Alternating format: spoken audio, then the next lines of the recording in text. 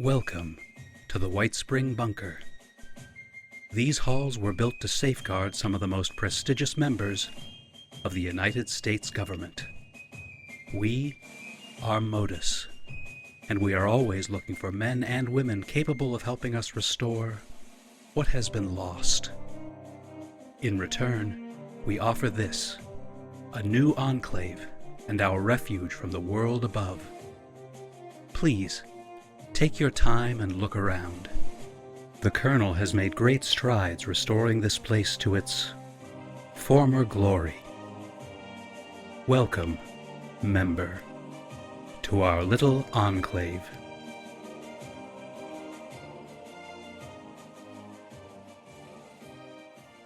Greetings, members. As always, I am the Operative, your designated tour guide and host here at the White Spring.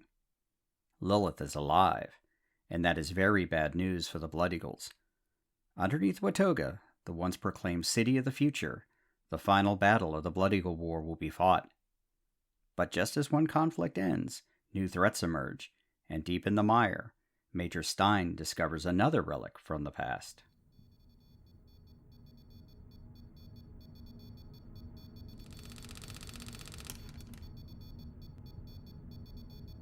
Colonel Valeria was sitting behind her desk, trying to get caught up on the weekly reports. She was distracted, however, thinking about Lilith and the rest of her team. There hadn't been any sightings or check-ins for nearly 2 weeks. Intercepted Blood Eagle radio transmissions were still crowing about killing the Demoness of Appalachia, as they had taken to calling Lilith. And worse, Stein hadn't found anything in his search of the mire, either. Is it possible they killed her? Valeria finally dropped her pencil on the desk and rubbed her eyes. In the nearly 2 years she'd been in the bunker, and over a year and a half of being in charge, Valeria had sent men and women across Appalachia, and even fought by their side more times than she could count. And like in any war, there were losses, and Valeria felt each and every one. But she never expected that Lilith could be one of them. She was special, not just because of her particular enhancements, but Lilith was also her friend, perhaps her only friend. Despite their disagreements and Lilith's oddities, they were also as close to family as either of them still had. But Valeria wasn't about to write her off yet. Not at least, until they had a body. As she tried to get back to work, there was a sharp knock on her office door. Come! The door slid open and an orderly stepped in and saluted. What is it, Private? This better be important. Ma'am, Captain Reynolds sent me to get you. He wants you to come down to the staging area immediately. It's something about Major Lilith. That certainly got Valeria's attention. She grabbed her tunic and was putting it on as she followed the orderly through the bunker hallways, down past the production floor to their staging platform, where the teams entered and exited the bunker. As they arrived, the Colonel could see Captain Reynolds standing in front of 2 medical protectrons and Dr. Harefield. There was certainly some commotion going on, and as Valeria walked up, she caught Reynolds' attention. He stiffened and jogged over to her. Colonel, I'm sorry to drag you down here, but I thought you should know. Know what, Captain? Ma'am, the duty officer responded to a perimeter alarm out of the service entrance. When he got to the location, he found these 2. Protect and serve. Reynolds led the Colonel over to where the doctor was working on 2 men on the floor, each looking to have suffered severe injuries. Wait, is that... Yes, ma'am. It's Private Sullivan. He's badly injured, but the doctor believes he'll pull through. The other one, we just don't know. But similar injuries. This must be bitter. What, ma'am? Nothing, Captain. As soon as they are stabilized, get them down to the secure infirmary. I don't want anyone in there with them but the protectrons and the doctor. Understood? Yes, ma'am. Reynolds saluted and spoke quickly to the doctor. How the hell did they get here? They look like they've been through a meat grinder. Valeria would have more than a few questions when Sullivan was conscious again. She watched as the 2 men were placed on stretchers and carried away by the protectrons. Lilith, where are you?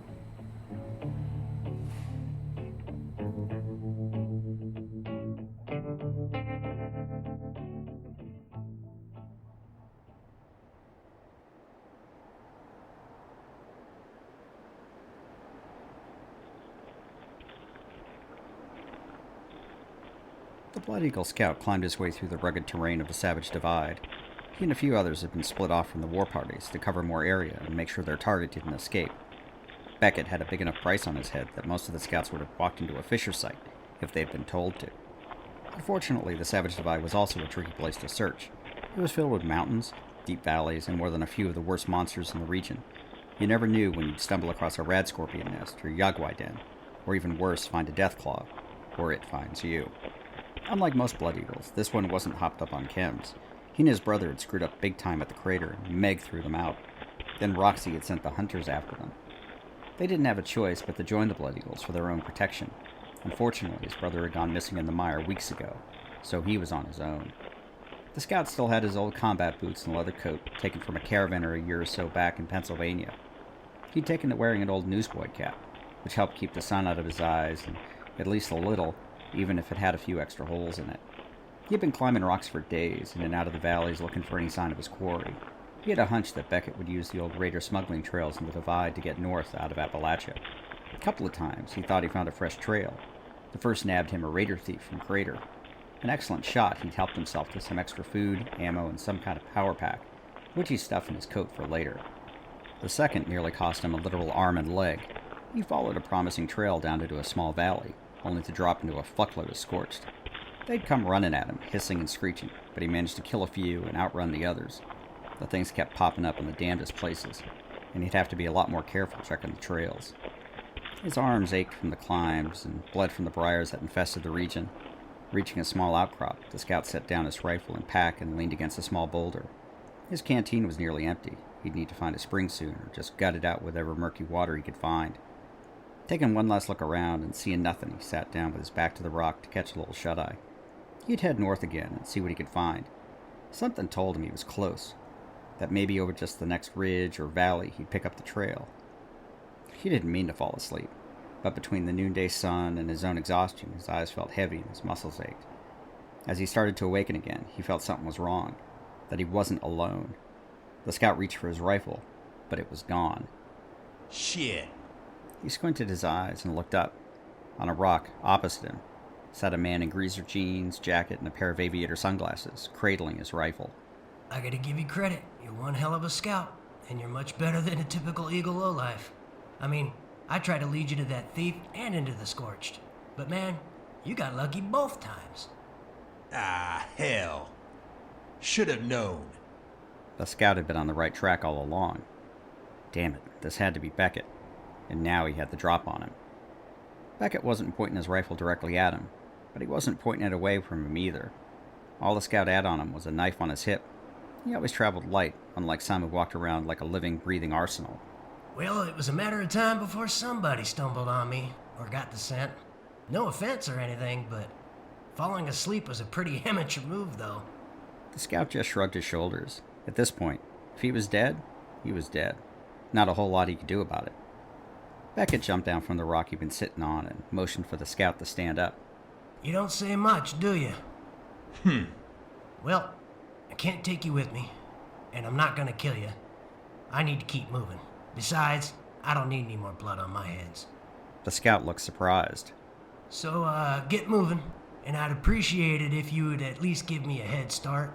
Or maybe just forget you found me at all. Conflicted, the scout just looked at Beckett for a minute.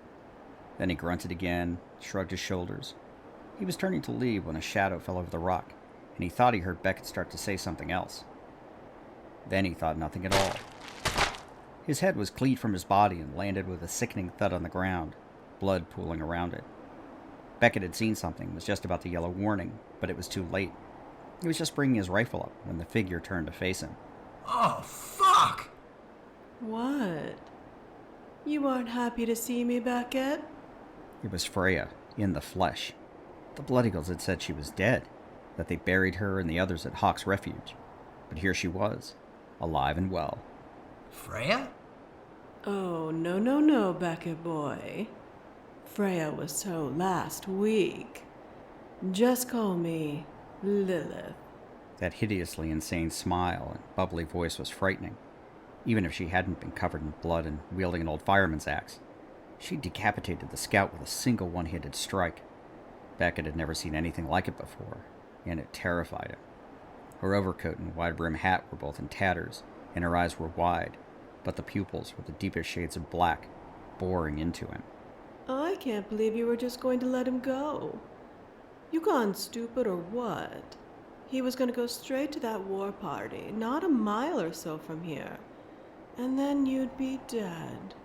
And I'd be so disappointed. Beckett wanted to throw up.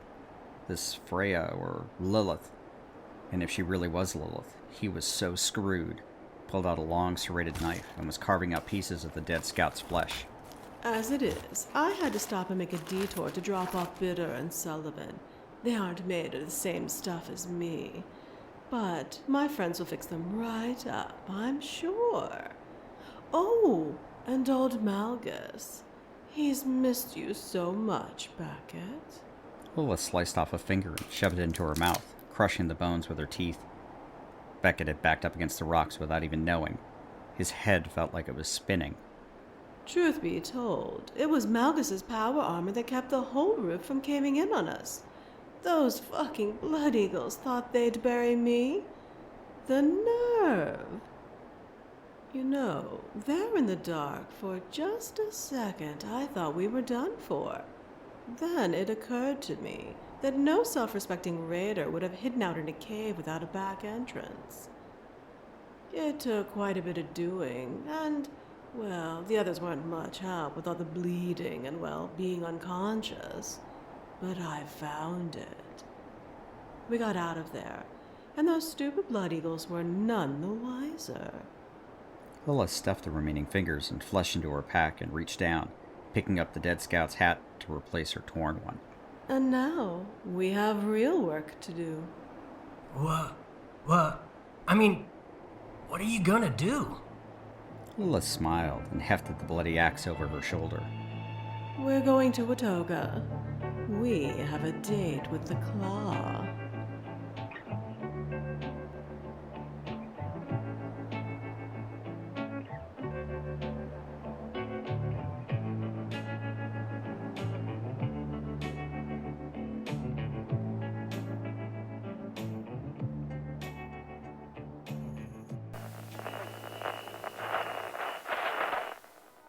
Once upon a time, 27 years after the bombs fell, there were two people, a vault dweller and a California girl.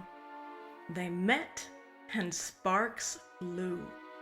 That's when things got interesting. Once Upon a Wasteland is their story. Follow Elizabeth Kirby and Odessa Valdez as they pursue their happily ever after in the post-apocalyptic Appalachian wasteland of Fallout 76. Available on Spotify, Apple Podcasts, Stitcher, and many other podcasting platforms. Once Upon a Wasteland, a Fallout 76 love story. Available now.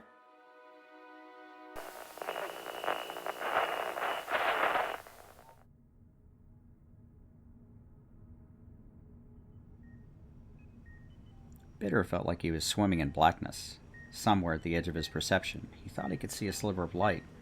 There may have been voices too, but they were so far away. He couldn't tell how long this went on, but it felt like forever. There were occasional flashes of memory, of faces, names, and places, but it was all just a jumble. And blood. Lots and lots of blood. But he felt detached, floating from image to image. Slowly, he felt himself moving closer to the light. The voices grew louder, more distinct. Awareness of his body returned, but it felt like he was stuffed with cotton. Bitter finally opened his eyes after Herculean struggle, seeing blurred images and bright light. It was enough to exhaust him again. He fell back into a deep sleep.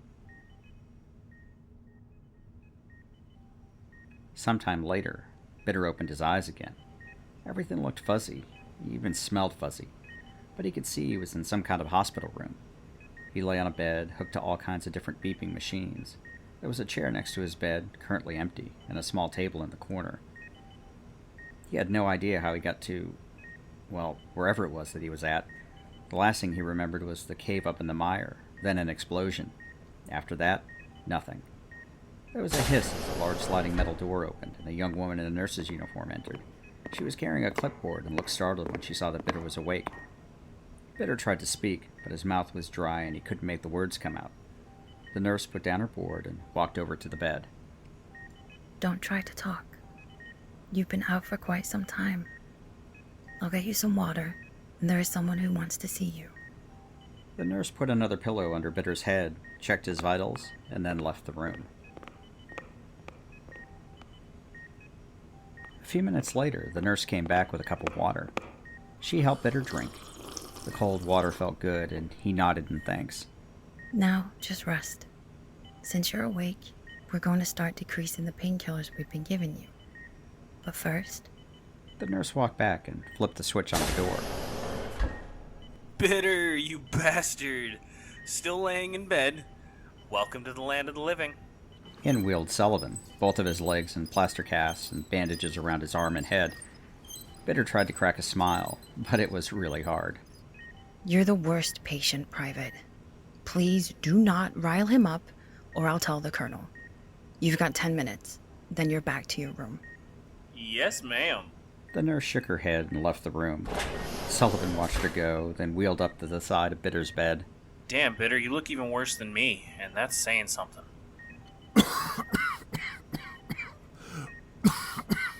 What happened? Not entirely sure, bucko, but I think a mountain fell on top of us. How we're still alive? If I had to guess, our boss. Hell, you deserve to know. Major Lilith is too damn stubborn and tough to die. She must have found a way out and dragged our sorry asses all the way back here. Lilith! Oh my, it's a long, long story.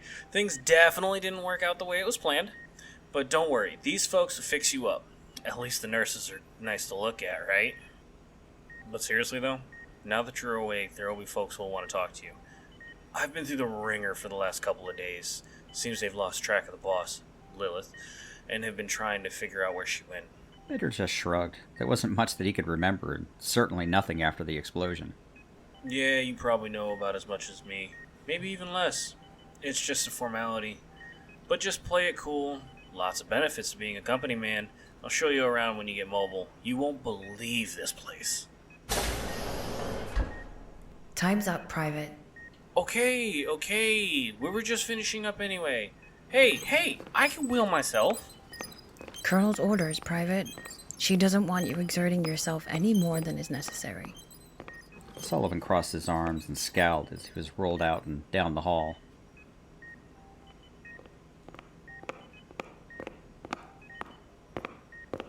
Okay, Mr. Bitter. Your vitals are improving steadily. You're not completely out of the woods yet. You were in a coma for more than a week, so the doctor will be conducting a lot more tests over the coming days. Right now, though, you need your rest. I'm gonna give you a sedative now. The Colonel wants to talk to you, but we've told her it'll have to wait until tomorrow. The nurse took out a syringe and injected into the IV line. Bitter didn't have the strength to argue. He was tired and everything ached. He'd deal with whatever happened tomorrow. Well, tomorrow. Until then, he was just happy to be alive.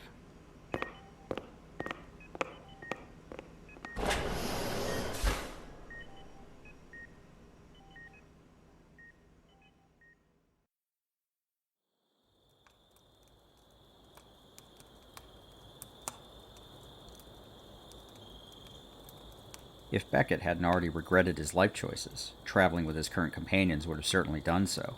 Lilith. And yes, this was the Lilith he'd heard horror stories about since the day he arrived back in Appalachia. She had lived up to her reputation. Any thought of running or even just shooting her while her back was turned was put to bed when they made their way down the hill to a makeshift camp. In the middle of that camp, there was a dissected blood eagle tied to a pole. The raider's internal organs lay in a pile at his feet. Well, those that weren't currently roasting over a small campfire. The smell of burnt flesh and blood was nearly overpowering, causing Beckett to nearly vomit. But Lilith merely skipped over to the campfire and sampled some of the roasting flesh.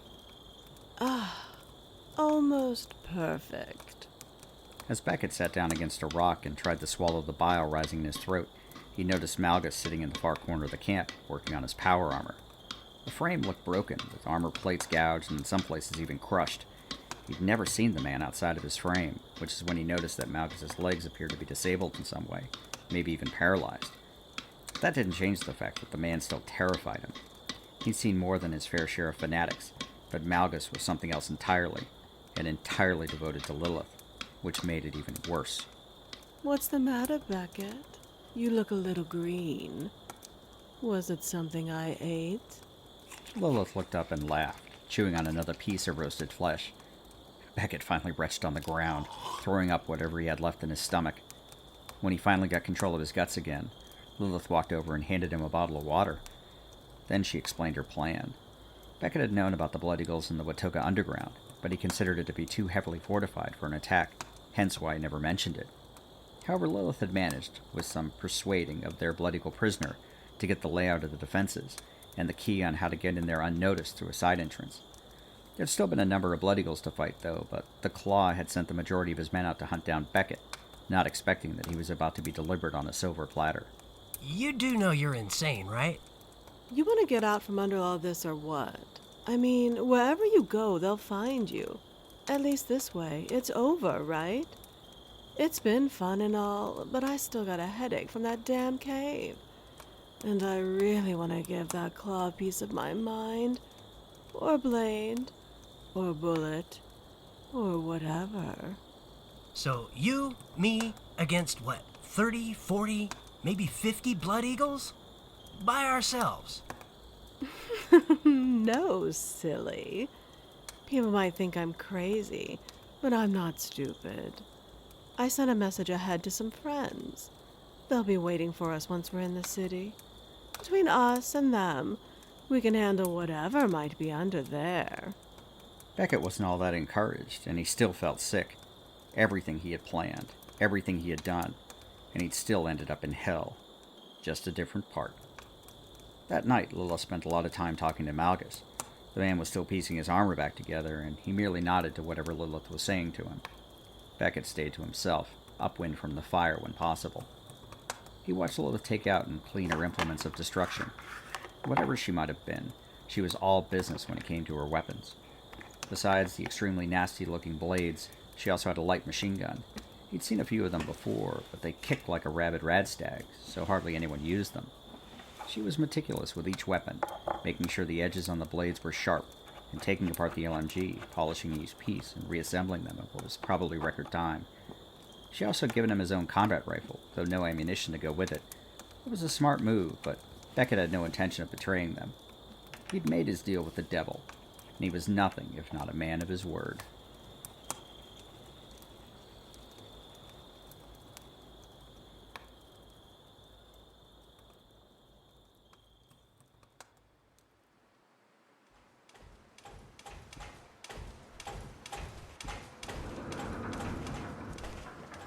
Getting into Watoga had been easier than Beckett expected. Lilith had said something about hacking the system so that they were all marked as friendly to the robots. That just about blew Beckett's mind, because he'd seen whole raider gangs vaporized by the Assaultrons roaming the streets. And here they were, just strolling downtown like they were out window shopping. Malgus still had that perpetual scowl on his face. He'd been up all night pounding his armor back together. It still looked like crap, but he was able to climb into it and get moving again. Lilith had promised him a whole new set of armor when this was all over, and it was the closest to a smile he had ever seen the armored man get. Up ahead, they saw a downed vertibird in front of an old AMS mining headquarters building. It was surrounded by barricades, wreck bots, and abandoned suits of power armor. Beckett had heard stories about what went down in Appalachia after the war, but he'd rarely seen the site of those battles from years before. Lilith held up her hand, and they all stopped. She looked around for a minute, then whistled loudly. Beckett was surprised when he saw a squad of soldiers appear from the nearby buildings. They were all wearing nearly identical camouflage armor and masks, carrying a combination of plasma and combat rifles. The leader, a woman by the looks of it, walked up from behind the vertibird up to Lilith. She shouldered her weapon, and then took off her mask and saluted. Cindy, so glad you could make it. Cindy smiled. It had been a while since she'd last seen Lilith. The colonel had her on assignment at Foundation, keeping watch on the goings-on there. She'd also cut off her pigtails and sported a straight military cut. Well, the colonel insisted. You know, try and give us a little more warning next time. That transmission you sent barely gave me enough time to hike all the way down here. At least the team was already in the area. They were keeping an eye on the remaining fissure sites. Follow me. Cindy motioned them to follow her. They all settled into the lobby of the AMS headquarters. Team Epsilon had been using it as a staging area for their operations, so there were bedrolls spread out and ammunition crates piled in one corner. Major, the colonel sent along a message. Cindy handed over a slip of paper, and Lilith unfolded it. No loose ends. Lilith refolded the paper and slipped it into her pack, glancing over at Beckett. Everyone quickly introduced themselves, though Malgus just grunted. Cindy explained that they'd had time to do a quick survey of the Blood Eagle encampment in the Watoga underground. So far, they'd left the guards alone, as not to raise any alarms. There were definitely multiple entrances, but they were all heavily guarded, with the exception of one back entrance. It required a key and was locked up tight, which is probably why they hadn't seen anyone. Lilith pulled out the key that she'd pried out of the Blood Eagle, literally. With it, they'd be able to get in undetected. The general plan was to storm the place and eliminate all hostiles. Lilith was able to fill in some of the gaps around the other defenses, including turret locations and hacked bots that the Blood Eagles were using as their own. Cindy and Team Epsilon would be crowd control, taking care of the Blood Eagles on the upper levels, while Lilith, Malgus, and Beckett would descend down and deal with the Claw directly. They'd meet up in the main upper garage entrance after. If there were any other problems, the team detailed a quick set of communication signals, just in case. As they made their last preparations, Cindy was telling Lilith all about what was going on at Foundation. Day, Lilith bristled when she heard the name, had been working with Ward and Page to collect a variety of tools and talent needed for some big project, but Cindy hadn't been able to learn much about it. They even found Penny Hornwright, now a ghoul, who was working on something they called the Motherlode, a huge digging machine. The Colonel was having her keep a close eye on what was going on. Cindy, I dropped some friends off at the bunker. Did Val say if they were okay? It was unusual for Lilith to express concern about others, but she'd gotten used to having Sullivan and Bitter around. Yeah, she said they were okay. Real beat up, but finally on the mend. The Colonel wants to talk to you about them as well. Lilith nodded. Val would have a lot of questions, she was sure. Lilith loved to be able to do things on her own, but, well, the plan had kind of gone sideways. But as Val said, no loose ends. Beckett sat in the corner and had watched the proceedings. Whoever these people were, they were well trained and well prepared. He'd heard rumors about another faction in the region. People talked about soldiers being around, and even they were using the White Springs as their base of operations. But seeing these up close and personal, he suspected there was a whole lot more to that story. Malgus was busy working on his leg servos. They'd suffered heavy damage from the strain of holding up several tons of rock that had threatened to crush them at Hawk's Refuge. The whole suit was probably on its last legs and would need a wholesale replacement. But in the here and now, he had to complete his crusade. His avatar and guide had promised him vengeance, and it was so close he could taste it.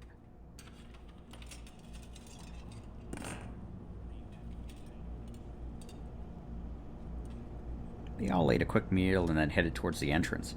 It was nondescript and easily missed if you didn't know what you were looking for. Cindy and Team Epsilon entered using the key that Lilith provided and took out a single guard without raising any alarms. Cindy gave the all-clear and Lilith entered with Beckett and Malgus. Cindy was cleaning her combat knife, the same one Lilith had given her at the Sunnytop Ski Lodge.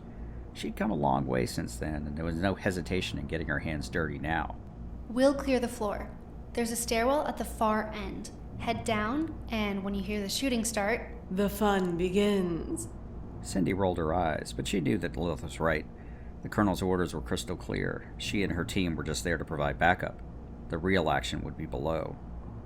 The new Enclave team spread out and started clearing the upstairs. Most of the old rooms were empty or just full of old scrap. They only knew the very basics of the layout from some old plans that Modus uncovered in some underutilized civilian archives that used to be test servers, but were repurposed when the governor in Charleston had made the records digitized to save money. Unfortunately, whatever version of the plans they had were horribly outdated by whatever AMS decided to actually build. Cindy had already been through multiple rooms that weren't even on the plans, but they hadn't run into any Blood Eagles yet. That was both good and bad, because it meant that there might be more downstairs than anticipated. One of her operatives held up their hand. They all stopped moving. There were eagles up ahead. Cindy crept up, staying low. Status report. Ma'am, looks to be about 10 of them. Some kind of chow line up ahead. Plenty of weapons, but they ain't real alert. Cindy considered her options. If it had only been a couple, they could have gone in quietly and taken them down. This almost necessitated a firefight. That was going to raise the alarm no matter what, and there were still plenty of upstairs to explore just to be sure.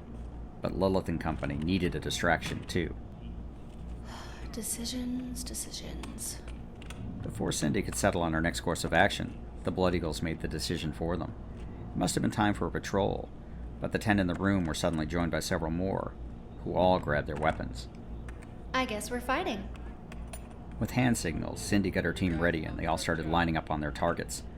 She gave a sharp whistle and the whole team opened fire through the doorways and windows. The explosion of sound and fury blew out the old office windows and took the Eagles completely by surprise. Most were cut down where they stood, while the survivors ducked behind desks and returned fire. Downstairs, Lilith was checking her LMG when they heard the firing from above. She slapped the receiver and smiled. Showtime. Malgus smashed the lower door open, blowing it completely off its hinges and into the parking garage. The whole floor was part of a giant automated garage system built for Watoga before the war. Citizens could leave their car at any of the entrances, and the bots would collect it, store it in any number of garages, and be returned to wherever they needed it. Of course, like any complex system, it had been known for how many cars that got lost instead of the convenience it provided. Now it was home to the Blood Eagles, and they turned every nook and cranny into a defensive position, covered by turrets and repurposed bots. It was only a minute or two before they ran into the opposition. Lilith was giggling like a schoolgirl, letting her LMG rip, blowing off arms, legs, slicing through stored cars. Malgus was firing his Gatling plasma into a set of late-arriving Protectrons, while Beckett used his rifle to pick off stragglers. The sound in the confined space was nearly deafening. The trio fought their way through garages, into maintenance sections, and across makeshift scaffolding as the Blood Eagles threw themselves at them. Malchus's armor was slowly taking a beating, and many of the jury rig repairs were slowly giving way. It was almost as if he just kept advancing through the force of his own will. They'd been lucky so far, but Lilith took a bullet to the shoulder that hit a seam between the armor plates. In rage, she'd fired an entire magazine in the direction of the perpetrator, shredding a car and turning the Blood Eagle into a fine red mist. Beckett was getting nervous. There were a lot of Eagles down here, and it was getting harder to push them back as they organized. They could see a large group in the next garage, and they were blocking the entrance to the final set of rooms they needed to get to. Lilith fired off another magazine, and reached into her satchel. It was time for some party favors, the real special kind. She pulled out 3 fusion cores, each one strapped to a plasma grenade. Beckett saw what she had, and his face went white. Odds were she'd take half the underground with them with that much firepower. What? You want to live forever or something? Pulling all 3 pins, she threw them as far as she could into the garage before diving behind a concrete barricade. Both Beckett and Malgus followed suit. The explosion rocked the very foundations of the underground. Multiple cars started exploding, adding to the carnage. Flames licked around the edges of the barricade, while debris, including nearly car-sized chunks of metal, bounced off the ceiling and walls. It took several minutes for the explosions to die down, and longer for their hearing to recover. The interior was a complete mess. Looking beyond the concrete barricade, the parking structure was on fire, with wrecked cars and loading mechanisms intermingled on the floor. Interspaced were the mangled bodies of the Blood Eagles, over, under, and part of the debris. Woohoo! Beckett picked himself up off the floor and tried to get the concrete dust off. Are you fucking crazy? You could have killed all of us with that little stunt. Such a spoil sport. We're still alive and all those stupid Eagles are dead. Serves them right for trying to bury me. The nerve. Lilith dusted off her coat and grabbed her hat where it had been blown from her head by the force of the explosions. Lilith smoothed back her hair and put the hat back on. Malgus was a little slower to get back up. He never wore his power armor helmet, and he'd been hit by a piece of metal which tore a bloody line across his scalp. If anything, the blood made him even more frightening, and he pushed Beckett away when he tried to help him up. Malgus, still with us, big guy? Aye. The pain helps clear the vision. I can feel that we're close to the end of the crusade. Let us finish this. Malgus stood up a little straighter and reached down for his Gatling plasma, and found that it had been destroyed. Malgus dropped the broken weapon and pulled out his nail-studded board. The fight now would be up close and personal, just what Malgus had been waiting for. Lilith reloaded her LMG, and the 3 of them picked their way through the rubble towards the service corridor that would take them to the main underground galleria. Scanners detecting sentient life. Alert level elevated. Fuck. Lilith brought the LMG up to her shoulder, and they all moved forward carefully, scanning the corridor ahead. It was Malgus that spotted it first. It was one of those damn Dominators with its own stealth void field. Its head laser was already spinning up, illuminating the hallway. Engaging hostile. Malgus shoved Lilith to the side just as the laser fired, catching him square in the chest. The energy splash and heat singed his face again, and the directed energy blast overloaded the systems of his power armor, frying the jury rig circuitry. The frame nearly fell on top of Beckett, who narrowly dodged it as Malgus toppled over, his armor smoking from the hit. Lilith barely kept her balance and brought her LMG to bear, squeezing the trigger and firing at the legs first, ripping through the armor before walking the 308 rounds across the torso, and finally smashing the head to pieces. The hallway smelled of burnt wiring and melted plastic. Malgus lay on his side, frozen inside his ruined power armor. He was grimacing in pain, with burns over his burns. It was obvious that his suit was never going to operate again, and they'd have to use the emergency release just to get him out of there. Hey, big guy. I don't have time to get you out of there. And you can't walk. And, well, fight either. Just stay here, stay quiet, and I'll be back for you. The crusade requires sacrifice. The Allfathers will be done. You're just gonna leave him here? He will be fine. There isn't anyone behind us. And as I told him, I will be back. The look in Lilith's eyes was enough to get Beckett to shut his mouth. She rose to her feet and reloaded her LMG. Let's go. We should be close. Lilith and Beckett worked their way to the end of the hall, which led them back to the main underground galleria. She peeked around the corner and saw a handful of Blood Eagles manning the defenses, and a few bots at the ready. This is it. Looks like 3 or so on the left and about 4 on the right. I'll toss a few surprises, and then we eat 'em alive. Figuratively, I mean. It sent a cold chill down Beckett's spine, because in all likelihood she was deadly serious. There was nothing figurative about this psychopath. Lilith pulled out the last of her homemade explosives and tossed them, underhand, towards the waiting Blood Eagles. The returned fire splattered the wall, but with the resulting explosions, both Lilith and Beckett darted into the room behind the blast, smoke and dust firing as they went. Despite putting up a spirited resistance, the Blood Eagles were all quickly dispatched. The remaining bots were easy to finish off, being just protectrons. Beckett destroyed the last one with his assault rifle, firing over Lilith's shoulder. She swept the room with her LMG at the fore, nearly stumbling over a pair of booby-trapped scales, but just kicking them aside. They were never really a problem, and she knew enough that you couldn't just pack enough explosives in them to be a bother. Beckett winced when he saw the traps bounce to the side, cracking open, spilling out rusted wires and parts. See, just a bunch of amateurs. There was a light at the end of the room, coming from underneath a metal set of double doors. It certainly looked promising. She motioned Beckett over and pointed him to the door. He nodded.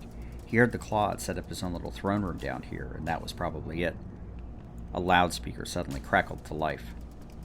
Beckett, you came an awful long way just to die. No, it couldn't be.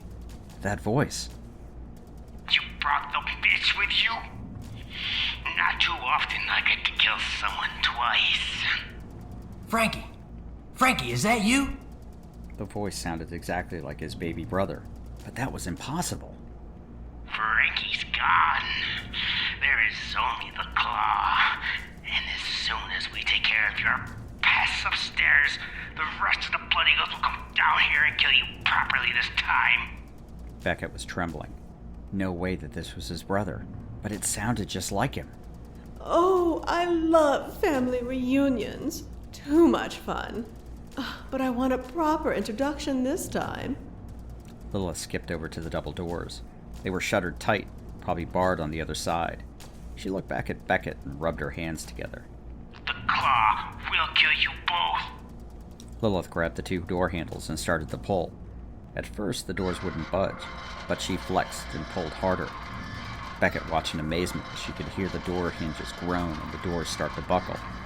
Lilith gritted her teeth as she yanked over and over, the doors starting to pull away from the wall, until with a final bit of effort, one of the doors failed completely and came apart in her hand. Stepping back, the door fell beside her and crashed on the floor. Holy shit. Lilith did a bow and curtsy, motioning for Beckett to enter. It was the Claw's throne room, and sure as shit there was Frankie Beckett standing on the dais, with pure hatred in his eyes, as Beckett entered the room with Lilith close behind. Beckett had been taken completely by surprise. He had no idea that his brother had followed in his footsteps and ended up as a Blood Eagle. Massive doses of chems had warped his mind and put him on the path which ended here. For Lilith, watching the interaction between the two of them was fascinating. Beckett tried to convince Frankie to give up, to come with him so that they could get him clean. Frankie railed against Beckett for leaving him alone and forcing him to choose the Blood Eagles. Fascinating, that is, until Lilith started to get bored again. The firing from upstairs had subsided. Cindy was probably finishing up, which meant Lilith needed to hurry things along. Frankie was balanced on a knife edge, part of him eager to kill his brother while the other part only wanted to go home. The Claw was caught mid-sentence when a 10mm round ended the discussion and blew his brains across the back wall. Beckett didn't even have time to react to the violent death of his brother when he felt Lilith behind him, and the feel of a sharp, cold blade pressed against his neck. Boring. Gosh, Beckett, I bring you all this way, and you just talk and talk and talk. But I was reaching him. You killed my brother. I never signed up for this. Blah, blah, blah. But orders are orders. No loose ends. But don't worry, though. You'll see your brother soon enough. Lilith slashed Beckett's neck in one long, deep slice. The arterial spray joined Frankie's brains on the back wall, and blood poured from the wound onto the floor. Beckett gasped for air as blood filled his throat. He was dead within a few seconds, and Lilith let his body slide to the floor next to his brother's. Lilith licked the knife before sliding it back into its sheath. The taste was sweet, and it was a shame she couldn't prepare a feast of her own, but Val's orders were clear. They were going to lock the doors behind them, and the entire Watoga underground would be a tomb for the Beckett brothers. Lilith walked back to where Malgus lay with his damaged power armor. Lilith smiled down at him before activating the emergency release. She enjoyed having her own little avenging angel. Pulling him from his armor, she slung him on her back. He winced with pain, but endured it after Lilith told him of the Claw's death. At least this part of his holy crusade was complete. What the future would hold for him, well, only the old gods knew for sure. Lilith took Malgus and they ascended the stairs to the upper levels. They could hear the single shots of assault and combat rifles. When she got to the top, she let out a sharp whistle, which was answered by one from Cindy. They finally got back to ground level, where scattered bodies of dead blood eagles lay on the floor. Cindy and her team were going from body to body to make sure they were all dead, putting a bullet in the heads of any that showed any sign of life. Cindy saw Lilith and gave her a short salute. No loose ends, right? No loose ends. Probably not the end, though.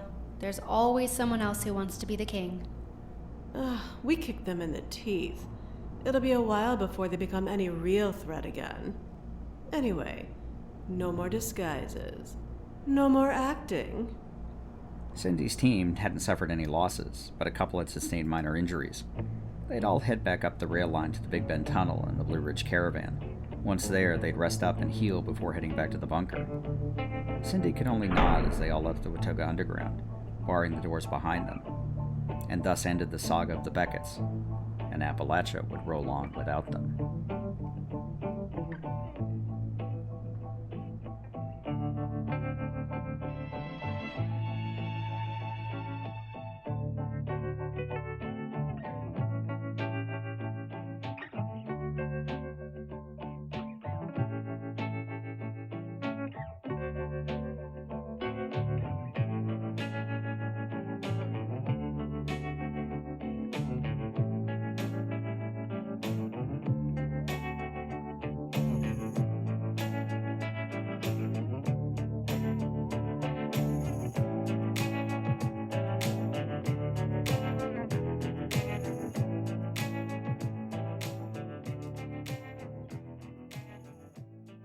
Doesn't.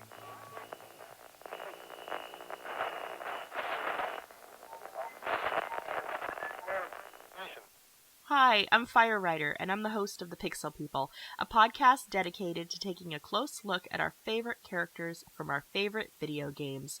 From major characters who define the course of a game's storyline to smaller characters who you might have never noticed. Every week, we go beyond the quest line to examine a particular character's story arc and choices, and discover the real-world parallels and life lessons hidden just below the surface. I hope you'll join us.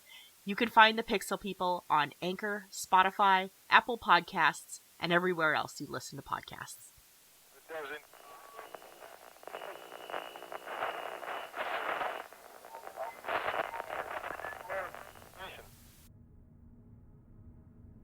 And Lilith returned a few days later, having made a detour to pick up some power armor parts for her other guest. Not quite sure what to make of him yet, but Lilith wants to keep him. Colonel Valeria closed her notebook and sat back in her chair, having finished her final briefing on Operation Werewolf to Modus. Major Lilith is to be commended, Colonel. However, we calculate a 68.5% chance that the Blood Eagles will be able to reconstitute their leadership structure. Raiders can be like rad roaches, Modus. Very hard to eradicate completely. At least for the moment, they will pose less of a threat to our operations. Agreed, Colonel. We will continue to monitor likely areas of activity and report any unusual findings. Thank you, Modus. I'm recommending that we keep Lilith's team together. Even this Malgus. We never know when we'll need their services. Your recommendations have been received, analyzed, and accepted. Appropriate notations will be made to the personnel records, and the files will be forwarded to the intake center. What's next on the agenda, Modus? Colonel, we have collected a substantial amount of data on some seismic disturbances in the ash heap. Our conclusions are incomplete. We require additional investigation. Fair enough. Include a reconnaissance mission in next week's operations assignments. Maybe nothing, but it's worth checking it out. Of course, Colonel. One final question. Why hasn't Stein returned to the bunker? You informed him that Lilith was fine, correct? Yes, Colonel. An oversight on our part. We discovered a signal in the mire, which required investigation. The Major was the closest asset. Fine. Did he find anything of interest? We are still analyzing the data. We will submit a full report soon. All right. Just make sure Stein gets back here. There's too much going on for him to be sightseeing. Of course, Colonel.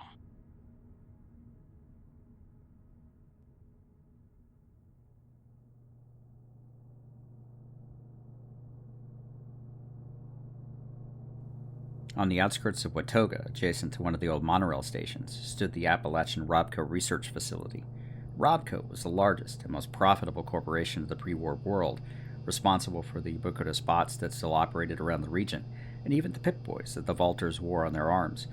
There also wasn't a defense contract that didn't involve Robco technology in some fashion, including some of the most secret experiments conducted before the Great War. It was one particular project which now brings this old abandoned facility back into the spotlight. You are unauthorized to be here. Engaging hostile. Engaging target. Combat zone is hot. Hostile target.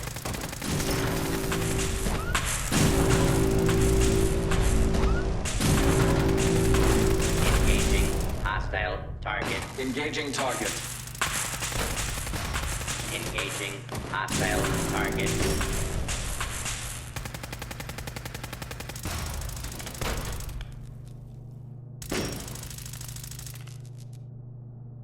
Damn, these Robco folks certainly didn't skimp on security. Did I tell you about the time we stumbled on this old Robco factory in Detroit? Only 50 times since we left Foundation, Radcliffe. Went through a lot of ammo, but I think that was the last of them. So, what are we looking for again, exactly? Well, we know the turrets in Vault 79 aren't your run-of-the-mill military specs. These were designed special, just for this installation. The armor was a prototype blend, nearly impenetrable. Lucky for us, the research team who invented the stuff was right here, in this very facility. It's one of the final pieces of the puzzle. So, let's find what we need and get out of here. This place gives me the creeps. Like I said, you should have seen this place in Detroit. They used to crank out sentry bots there, and some crazy kook had decided to set a bunch of them loose. We got out of there by the skin of our teeth. Make that 51 times. Yeah, I get it. Sorry, man. When you've been talking to the same folks for 25 years, it's nice to be able to tell these stories to someone new. Okay, let's see.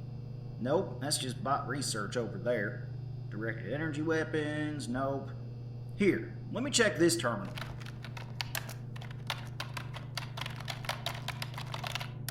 No, that's just funny. You find it? Nah, but you ain't gonna believe this. One of these Robco folks programmed a Miss Nanny bot to hate children. There were all kinds of complaints. Radcliffe! Hey, it's really funny. But okay. Aha! Here it is. We're on the wrong floor. We need to go through the Robo-Brain wing. Upstairs, and it'll be on our right. Great, let's go.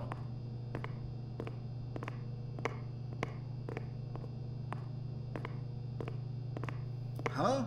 Well, this is weird. What is it? Well, according to the internal map, this is supposed to be the RoboBrain wing. Yeah? And? Look around. You see any RoboBrains around here? Or any equipment for that matter? Day hadn't been paying much attention, as he was focused on the mission to get the turret specs, but when he looked around the offices, he immediately noticed what Radcliffe was talking about. Now that you mention it, it looks like someone cleared this place out. Maybe it happened before the war? Give me a second. There's another terminal over here.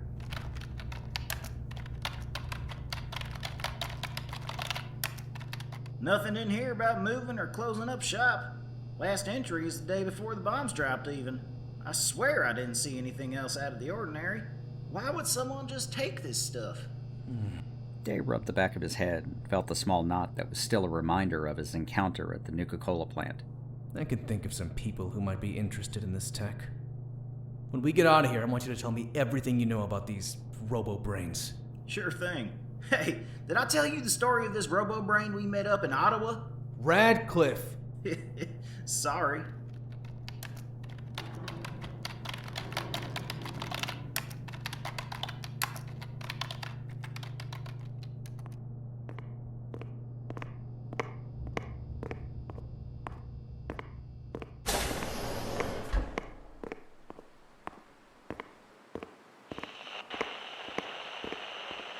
Overseer, this is Day. Go ahead, Day. We got the turret specs, and better yet, Radcliffe found some old note that laid out a key flaw in the design. That's great news. It's not all good news, unfortunately. Someone got here before us. Raiders? I don't think so. And whoever it was, they weren't after the turrets. What was taken? It doesn't mean much to me, but Radcliffe said enough to get me concerned. He said all the RoboBrain research was gone. RoboBrains? All of it? Why? I don't know, Overseer. But if it's the White Spring, and I think it is, that could spell trouble. I agree. Between this and the DNA research gone missing from Vault-Tec University, I don't like it at all. I'll meet you at Foundation. We need to talk. Copy that. See you soon, Overseer.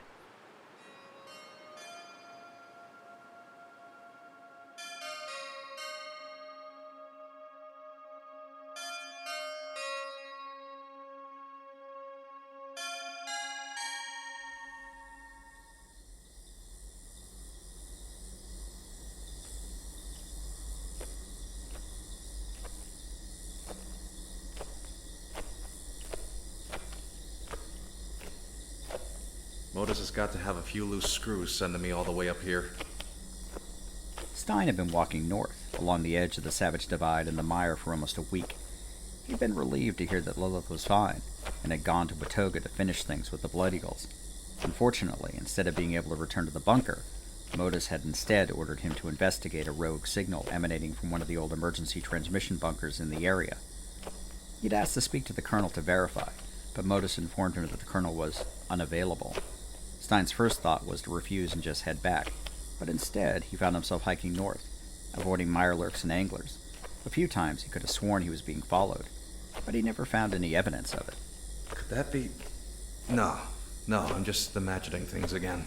Finally, as Stein arrived at the location, it was an old concrete transmission bunker. At first it looked completely abandoned, but upon closer inspection of the front door, it was slightly ajar, and a small trail of blood led to the interior. Alright, something to this after all. Better safe than sorry, though. Stein unholstered his pistol and slowly opened the rusted metal door. He winced at the sound, but it couldn't be helped. Looking back over his shoulder and seeing nothing of interest, he made his way inside before closing the door behind him.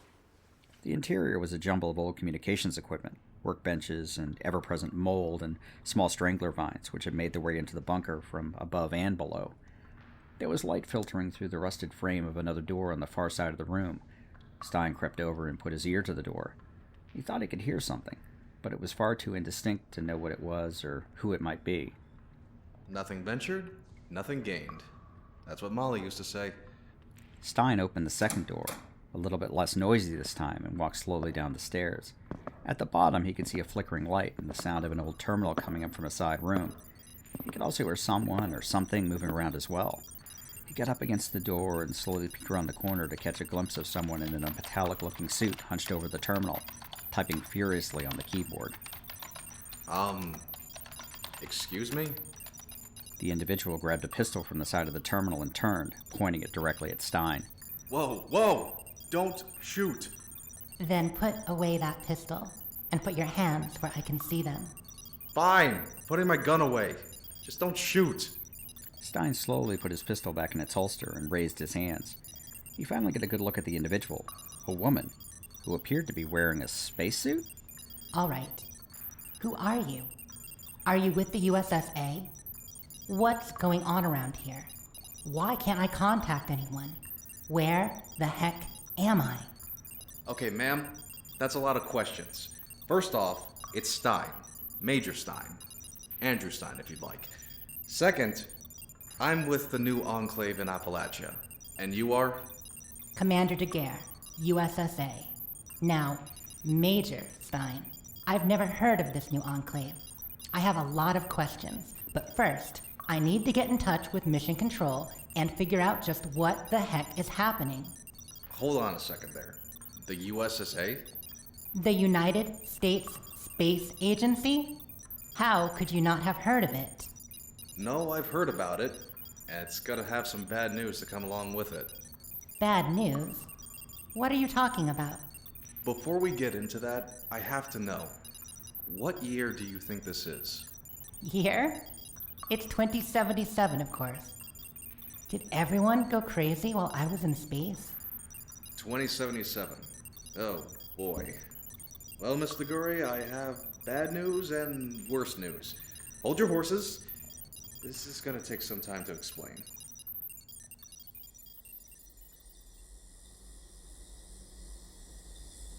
Outside of the bunker, perched in a tree, Lieutenant Shadow watched the exterior of the bunker. He could hear angry shouting coming from inside, and he smiled. Opening up his Pip-Boy, he keyed the special security frequency. Modus, this is Shadow. Status? Operative? The asset has made contact with the target. We'll monitor the situation as ordered. Good. Operative. The asset has his instructions. Access to the target will accelerate our plans. Shadow, over and out.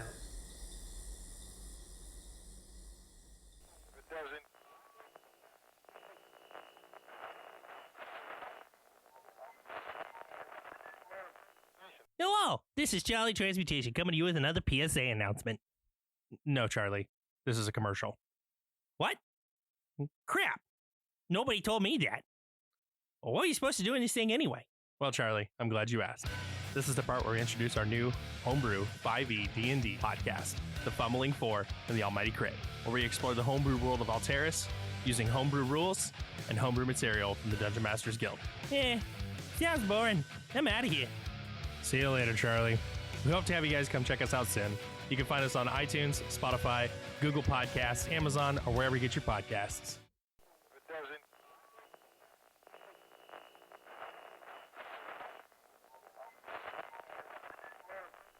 Thank you again, members, for joining us here on The Modus Files.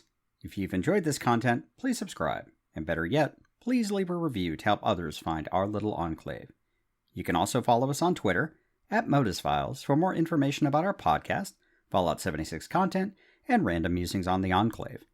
I'd also like to thank our cast, Pandora Beatrix as Colonel Valeria Faustina, Exo-1 King as Major Andrew Stein, Lucy Middleton as Major Lilith Alastair, Mire Cheshire as Lieutenant Cindy Connors, Casual in a Corset as Corporal Samantha Johnson, Nikki Sticks as the new Enclave Nurse, Ray Middleton as the Blood Eagle Scout, Mark Harsworth as Bitter, Tim Young as Sullivan, Patrick Conway as Beckett, Napa as the Claw, Chris Smith from One Wall Comedy as Radcliffe, Ryan Negrin as Day, Daniel Hawthorne as Lieutenant Shadow, Jessica Starr as Commander Sophia Daguerre, introducing Wyndon Novosensky as the Overseer, and Brad Williams as the voice of Modus and Captain Reynolds.